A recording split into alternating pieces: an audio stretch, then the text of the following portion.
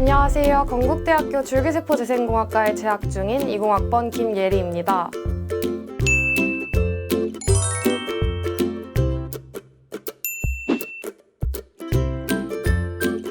교내 대회에서 줄기세포를 이용한 난치병 치료와 바이오 융합형 인공장기에 대한 영어 프레젠테이션을 준비하였습니다. 그 과정을 통해서 기존의 치료 방식의 한계를 극복한 줄기세포의 응용에 흥미를 느끼게 되었습니다. 또 테드에 생명공학 기술과 프로그래밍을 융합한 생물학적 텔레포트 영상을 보게 되었는데요. 이런 융합 기술로 전 세계인의 의료 접근성을 향상할 수 있다는 것을 배웠습니다. 저는 줄기세포 생산의 자동화 시스템을 구축하여 전 세계 의료계 취약층의 건강권 향상에 이바지하는 연구원이 되어야 되겠다 다짐하였고, 그 기반을 쌓기 위해 줄기세포 재생공학과에 지원하게 되었습니다.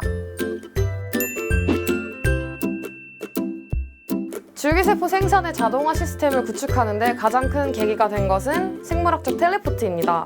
생물학적 텔레포트의 가장 큰 첫 번째 장점은 의학계 빈익빈 부익부의 해결점이 될 수 있다는 것입니다. 단지 컴퓨터와 전기 그리고 생물학적 프린터기만 있다면 아프리카 빈민가 쪽에서도 빠르게 의약품과 백신을 출력해낼 수 있어서 의학계 빈익빈 부익부의 해결점이 될 수 있습니다. 두 번째로는 빠른 백신 제조 기간입니다. 중국에서 H1N1 조류독감이 발병해서 2명의 확진자가 발생하였습니다. 이때 생물학적 텔레포트라는 기술을 통해서 중국에서 바이러스 염기 서열을 미국의 본사로 보냈습니다. 미국의 본사에서는 생물학적 프린터기를 통해 이 염기 서열을 출력하였고 2개월 만에 백신을 제조하여서 더 많은 확진자가 발생하는 것을 막을 수 있었습니다. 이러한 생물학적 텔레포트의 기반이 되는 것은 생물정보학입니다.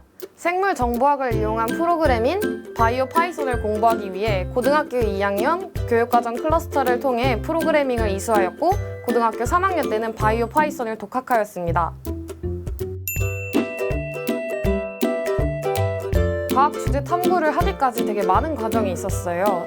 첫 번째로는 과학 캠프에서 항생제 내성을 갖도록 대장균을 만들어서 그걸 직접 배양을 했어요. 근데 그 배양한 거를 원래 집에 선택적으로 갖고 오는 거였는데 그 콜로니가 제가 너무 보고 싶어서 집에 갖고 와서 꾸준히 관찰하였는데 며칠 만에 항생제가 든 배지에서 항생제 내성이 없는 균이 생기게 된 거예요. 그래서 저는 이를 통해 내성의 위험성을 깨닫게 되었죠. 그래서 항생제를 대체할 수 있는 물질은 없을까라고 지속적으로 고민을 하였습니다. 항생제 내성을 갖는데 걸리는 시간이 궁금해서 고등학교 과학 동아리에서 직접 실험을 설계해서 진행하기도 했습니다. 제가 알고자 하는 거는 끝까지 물어 늘어지면서 알아야 하는 성격이라 이 항생제 내성을 어떻게 갖게 되는가 메커니즘에 궁금해졌습니다. 그래서 한국어로 된 논문과 서적들을 모두 뒤져봤지만 제가 원하는 자료를 찾을 수 없었고 그것도 모자라서 해외 영어로 된 논문과 학술지를 직접 번역하였고 결국 네이처의 학술지를 통해 캐리백 현상과 돌연변이 때문이라는 것을 알게 되었습니다. 고등학교 2학년 때 EM 유용미생물 알리기 봉사활동을 진행한 적이 있습니다. 그때 배운 EM의 해바라기 균이라는 성질을 이용하면 항생제를 대체할 수 있지 않을까라는 가설을 생각해내게 되었고 이 가설로 교내 과학주제탐구 대회에 도전하게 되었습니다. 선례가 없던 실험인지라 가설을 입증하는 데 많은 어려움을 겪었지만 여러 번의 시행착오 끝에 EM이 항생제를 대체할 수 있다는 저의 가설을 입증할 수 있었습니다. 고등학교 1학년 때 항생제 내성의 위험성을 주제로 2년 동안 물고 늘어지면서 탐구한 것이 좋게 평가된 것 같습니다.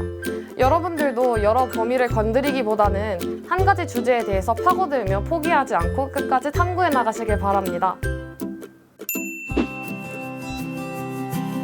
제가 가장 인상 깊었던 질문은 본인에게 연구 자금을 무제한으로 지원해 준다고 했을 때 진행하고 싶은 연구에 대해서 구체적으로 설명해보라 라는 질문이었습니다.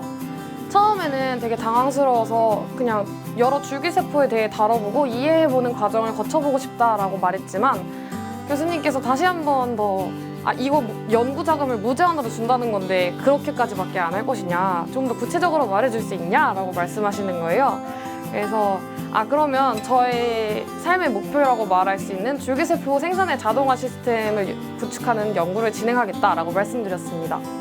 저 혼자 실험했을 때 클린벤치가 없어서 알코올 램프 3개 켜고 했을 때 그게 굉장히 실험시설이 부족해서 아쉬웠다고 말했는데 교수님이 그럼 건국대학교 들어와서 시험 진행해보면 되겠네 라고 말씀해 주셔서 되게 웃음 지으면서 나갔던 기억이 있습니다.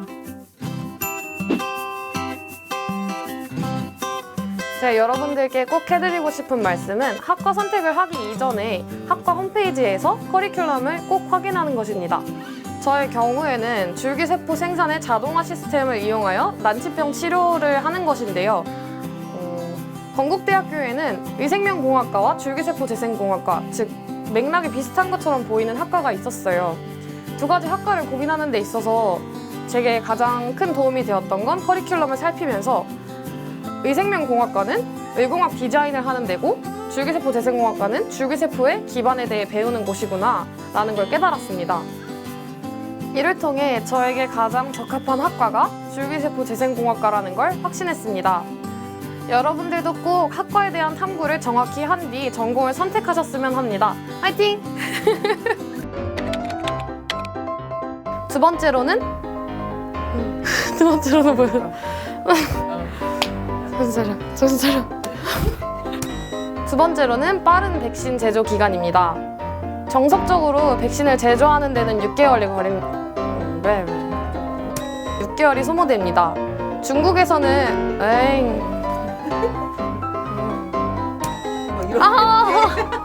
저 그거 이미 동기들이랑 사람들한테 줄기세포 덕후 이렇게 불리고 있어가지고 노이로제 가기 시작했어요. 어떻게 알았어 근데?